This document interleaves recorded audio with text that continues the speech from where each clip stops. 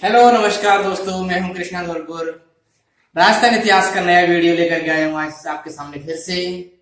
एक बात कहूं, सबसे पहले तो चैनल को सब्सक्राइब कर दो यार, चैनल को सब्सक्राइब कर दो, फिर आगे बढ़ते हैं आज अपन। देखो तो दोस्तों, कल हमने राजस्थान के परिचय के बारे में पढ़ लिया था।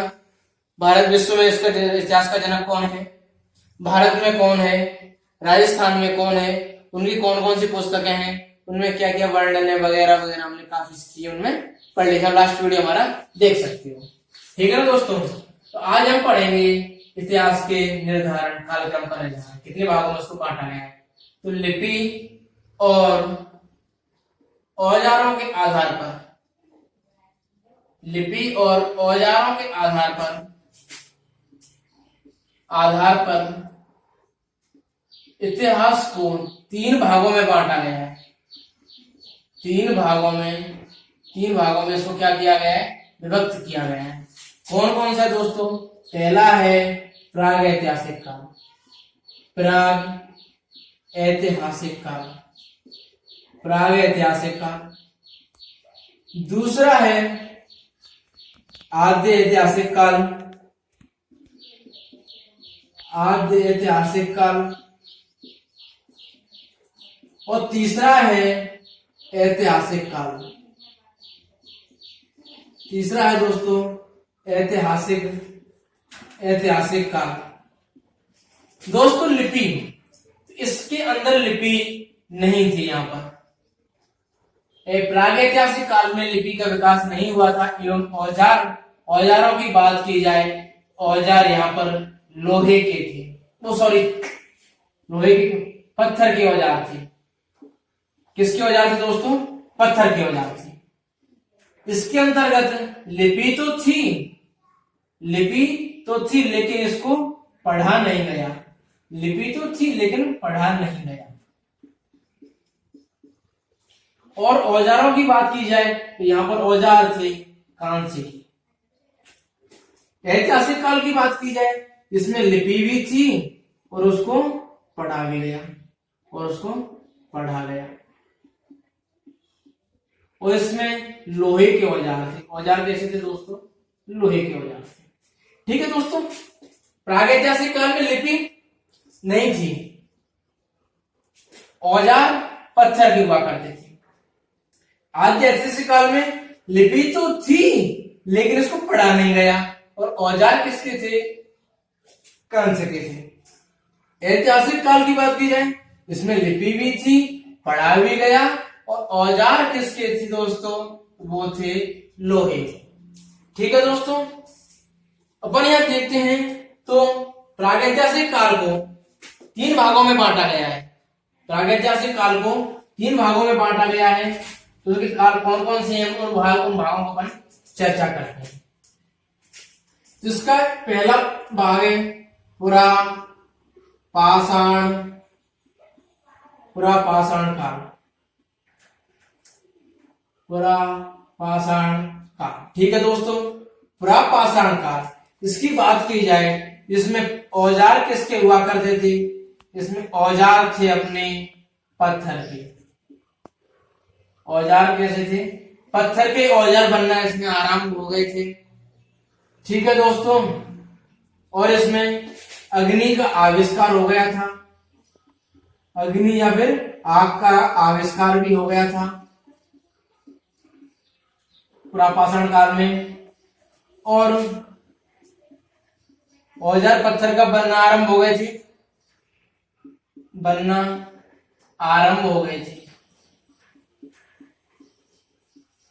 अग्नि का आविष्कार कर लिया था। अब देखते हैं दोस्तों राजस्थान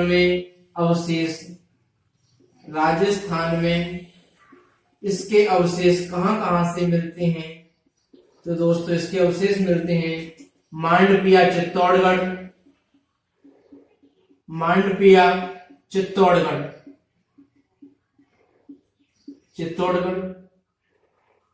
बीगोल भीलवाड़ा, भानगढ़। अवशेष देखा जाए तो 1, 2, तीसरा अवशेष इसका मिला हमको, वो मिला था भानगढ़ अलवर से।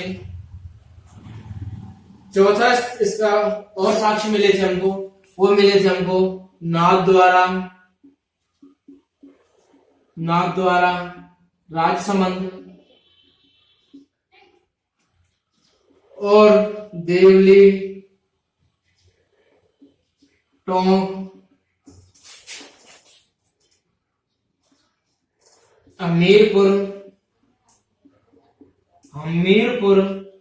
हमीरपुर मिला है भीलवाड़ा में है दोस्तों, और ढींगरिया ये है दोस्तों जयपुर में। यहां से हमको साक्ष्य मिले हैं। राजस्थान में इसके अवशेष कहां से मिलते हैं? इस काल के अवशेष मिलते हैं हमको मांडवे चित्तौड़गढ़ से, बिगोद भीलवाड़ा से, भानगढ़ अलवर से, नाथद्वारा राजसमंद, देवली टोंक हमीरपुर भीलवाड़ा, ढींगरिया जयपुर से। अब बात की है दोस्तों भारत में सर्वप्रथम कहां पर था ये, तो भारत में इस काल के सर्वप्रथम साक्ष्य मिले थे हमको, ये मिले थे 1863 में मिले थे 1863 में। और इस खोजकर्ता कौन था, इसको निकालने वाला कौन था? Robert Bruce Hort. और स्थान देखें अपन तो वो था मद्रास का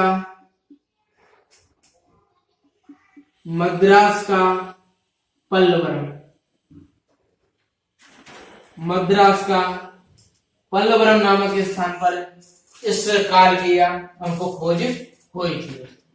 ठीक है, फिर देखो पुरापाषाण काल को, इस काल में पत्थर के औजार बनना प्रारंभ हो गए थे, अग्नि का आविष्कार हो गया था। इस राजस्थान में इसके अवशेष मिलते हैं मांडवी चित्तौड़गढ़ से, बिगोल भीलवाड़ा से, भानगढ़ अलवर से, नाथद्वारा राजसमंद से, देवली टोंक से, हमीरपुर भीलवाड़ा से, ढींगरिया जयपुर से इसके राजस्थान में अवशेष मिलते हैं। भारत में सर्वप्रथम साक्ष्य मिलते हैं इस काल के, तो मिलते हैं 1863 में रॉबर्ट ब्रूस होर्ट के द्वारा मद्रास के पल्लवरम में इस काल को बताया गया। ठीक है ना, इस काल के साक्ष्य यहां से हमको मिलते हैं। अब देखते हैं अपन दोस्तों, स्क्रीनशॉट ले लीजिए आप एक बार।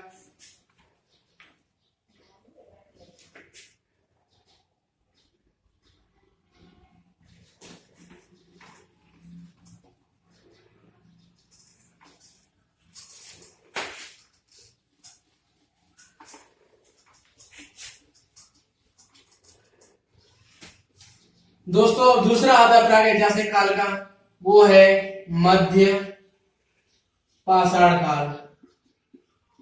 मध्य पाषाण काल की बात की जाए तो दोस्तों इस काल में मानव ने पशुपालन करना सीख लिया था। पशुपालन करना प्रारंभ कर दिया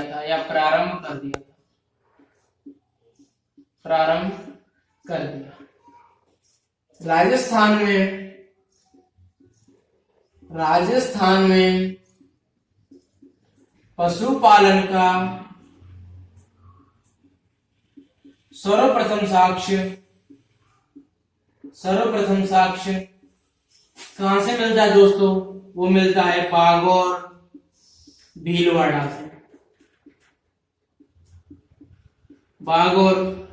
से। इसका साक्ष्य मिलता है। इसके अलावा और साक्ष्य कहां से मिलते हैं? और साक्ष्य मिलते हैं दोस्तों, तो वो मिलते हैं हमको आलनिया,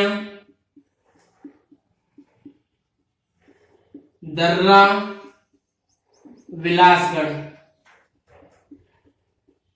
ये तीनों के तीनों कहां पर हैं? ये है दोस्तों कोटा जिले में। और अपन आया वो विराटनगर,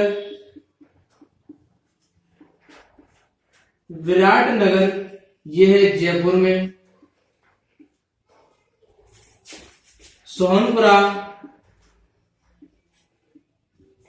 सोनपुरा है आपके भीलवाड़ा,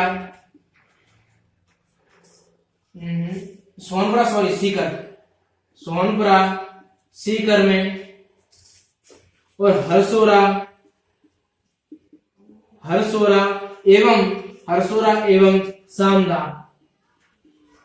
हरसोरा एवं सामदा, ये है तुम्हारे दोनों के दोनों ही अलवर में। ठीक है दोस्तों, अब बात करें अपन भारत में, तो भारत में इसके साक्ष्य मिलते हैं, तो वो हैं सीएल, इसकी खोज करता है doctor CL Carlyle, CL Carlyle. ठीक है दोस्तों, 1867 में सीएल कार्लाइल 1867 में, और कहां पर इसकी खोज 1867 में, और इसके विंध्याचल पर्वतमाला के आसपास के क्षेत्र में,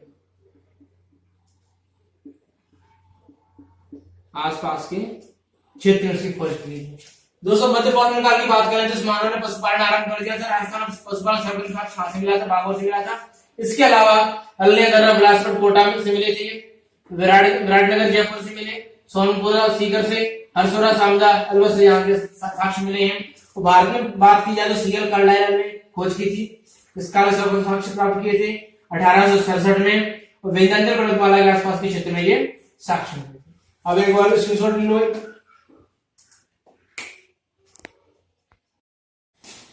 दोस्तों स्क्रीनशॉट ले लिया होगा आपने। अब इसका तीसरा पार्ट आता है, इसका तीसरा पार्ट है नवपाषाण काल, या इसको बोल देते अपन उत्तर पाषाण काल। ठीक है दोस्तों, इस काल में मानव ने कृषि करना आरंभ कर दिया। राजस्थानी मानव की आधारशिला इसी काल को माना जाता है।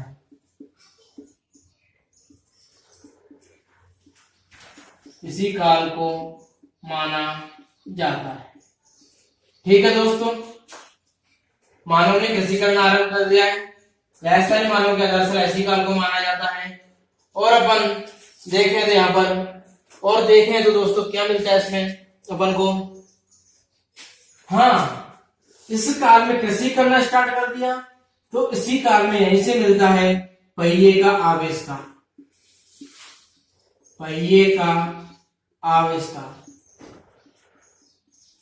का आविष्कार भी इसी काल के दिन है, और पहिए के आविष्कार को ही प्रथम वैज्ञानिक आविष्कार कहा जाता है। प्रथम वैज्ञानिक आविष्कार माना जाता है। ठीक है दोस्तों, अब देखें इसके साक्ष्य मिले अपन को। इसके साक्ष्य मिले राजस्थान के अंतर्गत जहाजपुर, भीलवाड़ा।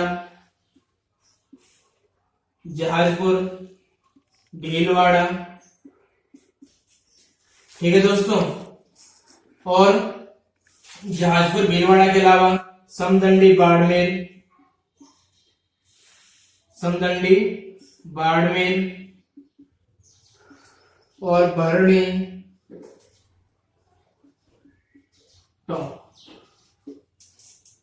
ठीक है दोस्तों, यहां से मिलते हैं। अब देखिए अपन भारत में इसके साक्ष्य, तो ये दोस्तों कहां पर थे? ये थे राजस्थान में। हम बात करते हैं अपन अब भारत की। भारत में मिले थे 1860 में, इसके साक्ष्य मिले थे इस साल के 1860 में मिले। कहां पर मिले थे ये? तो ये टोंस नदी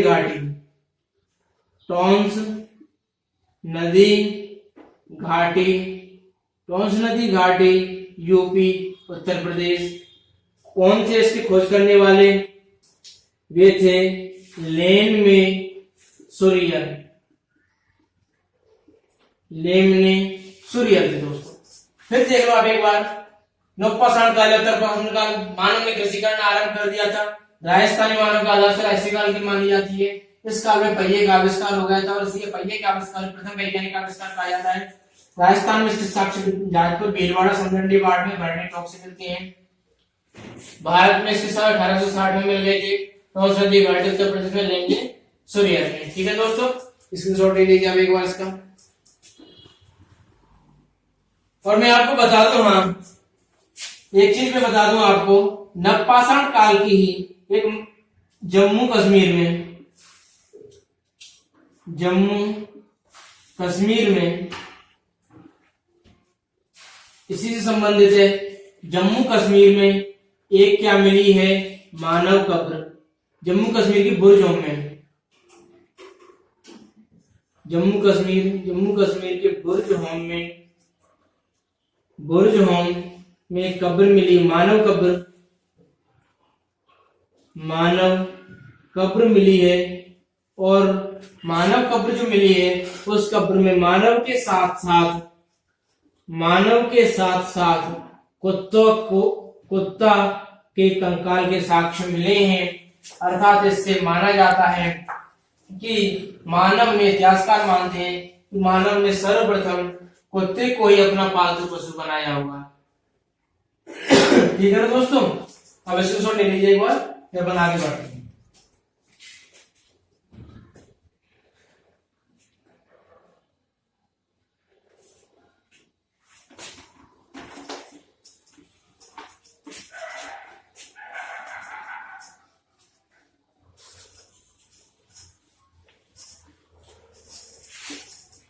हमने प्रागैतिहासिक काल को पढ़ लिया है। अब पढ़ेंगे अपन आद्य ऐतिहासिक काल।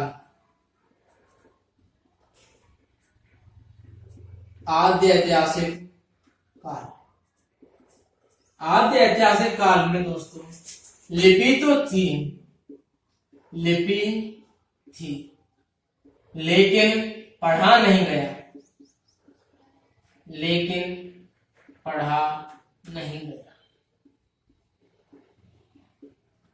औजार कैसे थे दोस्तों?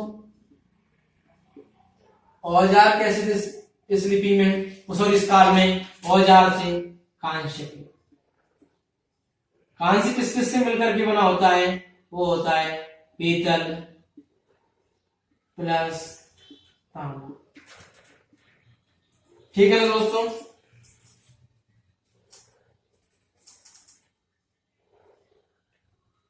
सॉरी दोस्तों, सॉरी कहां से मिलकर के, कहां से होता है? तांबा एवं टिन, तांबा प्लस टिन, इनसे मिलकर के बना होता है क्या? कांस्य। ठीक है दोस्तों, यहां से अपन चलते हैं तो इस लिपि के, इस जो लिपि थी उस लिपि के नाम देखो अपन। इस काल में जो लिपि थी उस लिपि के नाम थे सर्पिलाकार, सैंधव लिपि, और दोस्तों इसके नाम देखें अपन तो थे गोमूत्रिका,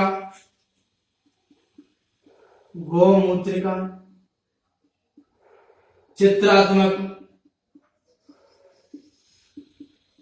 भाव चित्रात्मक भी कहा जाता था। और देखते हैं अपन इसको दोस्तों तो बुस्तोफिदन,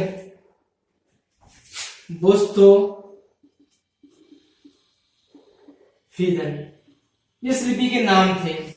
इस लिपि को लिखा कैसे जाता था? इसके लिखने की जो थी वो था, पहले तो लिखा जाता था, पहले लिखा जाता इसको बाएं से दाएं, फिर अगली बार लिखा जाता, फिर लिखा जाता है इसको यहीं से, इसको फिर लिखा जाता तो वो लिखा जाता था दाएं से बाएं। सॉरी दोस्तों, देखो कैसे, ऐसे जाएगा, पहले यह लाइन खत्म हो गई, फिर यहां से ऐसे आएगा, फिर ऐसे, फिर ऐसे, यानी कि सर्पिलाकार थी ये। भाव चित्रात्मक इसलिए कि इसमें जो है कोई पर्टिकुलर, कोई जिस तरह आज अपन व्हाट्सएप पे इमोजी भेजते हैं ना, क्या होता है लाल सा चेहरा है, अपन गुस्से में बताते हैं हमें गुस्सा होते हैं। यदि हमने खिलखिलाता हुआ चेहरा डाला या इसमें खुश हूं या मैं किसी बात पर हंस रहा हूं, ऐसे इसमें भाव चित्रात्मक इमोजी जैसी थी कुछ। ठीक है दोस्तों, ये इसकी लिखने की थी। इसका धौलावीरा से, धौलावीरा दोस्तों कहां पर है? तो धौलावीरा है दोस्तों तुम्हारा गुजरात में। धौलावीरा कहां पर है दोस्तों? धौलावीरा गुजरात में है। और यहां से धौलावीरा से इस लिपि का सबसे बड़ा अक्षर प्राप्त किया गया है। सबसे बड़ा अक्षर यहीं से प्राप्त किया गया है। धौलावीरा से इस लिपि का सबसे बड़ा अक्षर प्राप्त किया गया है।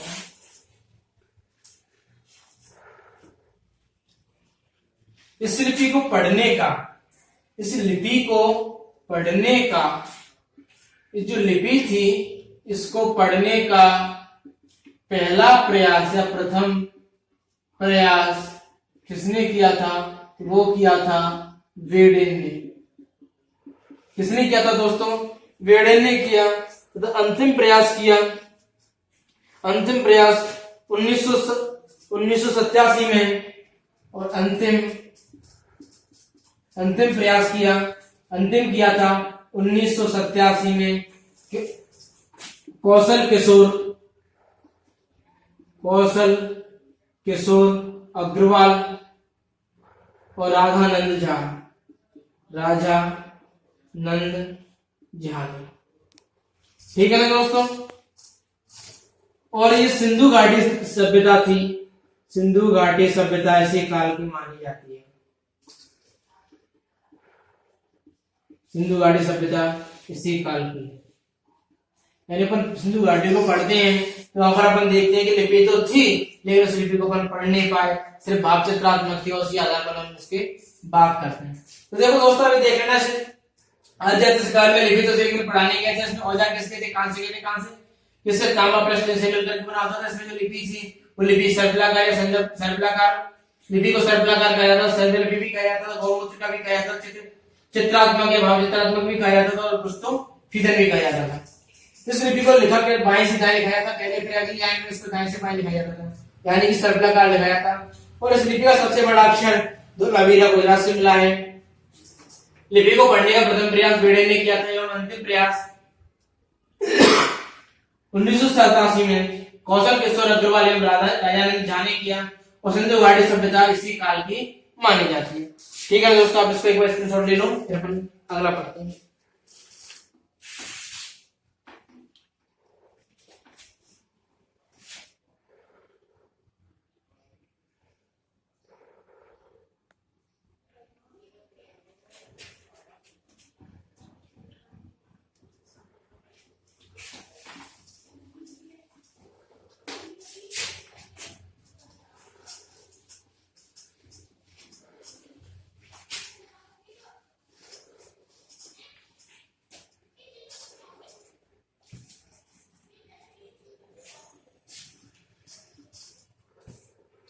अब दोस्तों देखते हैं अपन ऐतिहासिक काल।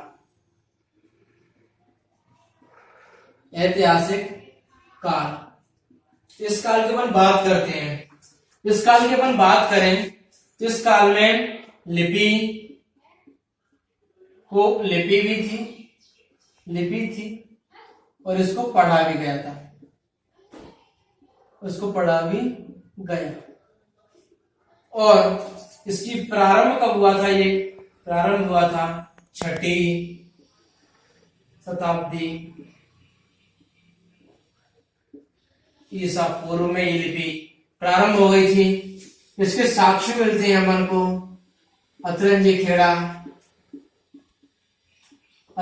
खेड़ा यूपी उत्तर प्रदेश से। ठीक है दोस्तों, इसके साक्ष्य यहां से मिल गए अपन को। इसमें औजारों को देख लीजिए आप, औजार मिलते हैं। ये औजार तो लोहे के औजार बनना प्रारंभ हो गए थे, लोहे के औजार बनने स्टार्ट हो गए थे। और इसको अपन और भी देखें, ये उत्तर वैदिक कालीन थी। ये काल कैसा था ये काल था उत्तर वैदिक काल। ठीक है ना दोस्तों, उत्तर वैदिक काल।